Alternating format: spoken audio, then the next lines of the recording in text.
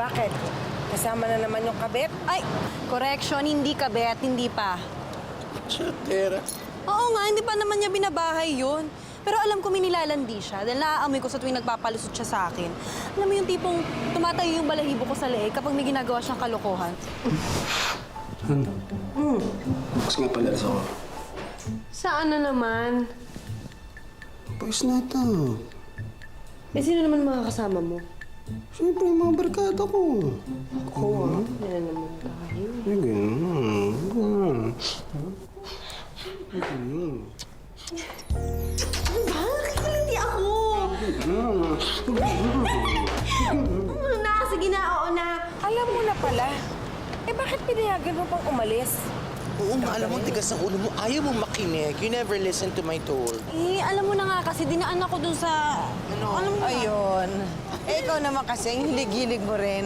Alam mo yung asawa mo, si Art, ang galing. Oo. Ang galing manloko. Ay, true. Kaya nga alam ko yung mga boys night out na yan. Dahil alam mo, pag mga ganyan, isa na pinupunta ng mga lalaki. Oh, halika na. Kaya re-rest back tayo. Teka. Si Lando, umalis din. Saan pumunta?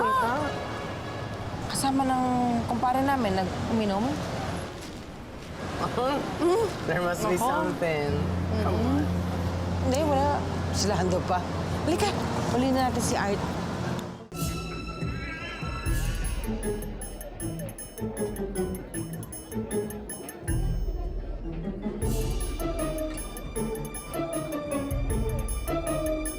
Sinasabi ko na nga, be! Ano? Is that what you think? Research na to para sa role ko. Ako pa talaga loloko mo, ha? Harap-harap ka nagsisinungaling sa akin! Wala ka! Ano ba? Ate ka, babae ka! Halika rito! Ha? Napakalandi ko! Halika rito! Halika rito! Ha? Ate ka, hindi ko alam kung bakit gusto mo ng pangit na madumi ng chip! Nakakadiri ka! Halika rito! Sandali, Sophia. Art, pakialamera na ako kung pakialamera, pero pwede ba sabahin niyo na lang pag-usapan to? Halika na. Sabahin na natin pag-usapan. Mga damit mo, uwi ka kayo! Uwi ka kayo! Halika na! Ano yung susi ko naman nandyan, tsaka yung wallet ko eh! Hindi ko maintindihan yun. Iba kasi mundo ko eh, dahil hindi ganun ang asawa ko. Pero nung nakita ko si Art, na may kasamang babae nakahubad, grabe.